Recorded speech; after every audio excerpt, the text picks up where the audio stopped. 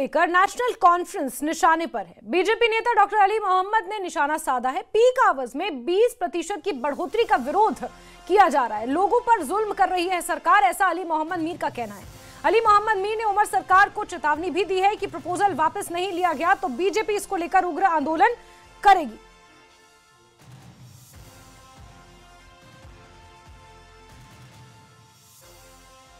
जो आज हम यहाँ प्रेस कर रहे हैं, ये प्रेस सिर्फ जो कल उमर साहब ने एक आर्डर निकाला कि हम 20% और इजाफा करेंगे बिजली में, उनको चढ़ाएंगे, हम उसके खिलाफ कंडम करते हैं कि ऐसा नहीं होना चाहिए।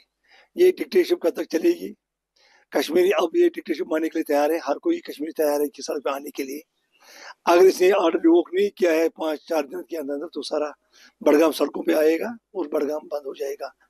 मैं उमर साहब को आपकी मदद में कहना चाहता हूँ, उमर साहब जो आपने मैनिफेस्टो दिया था बड़गाम के लोगों को उस वक्त जिसमें आपने इलेक्शन की जीत हासिल की थी, वो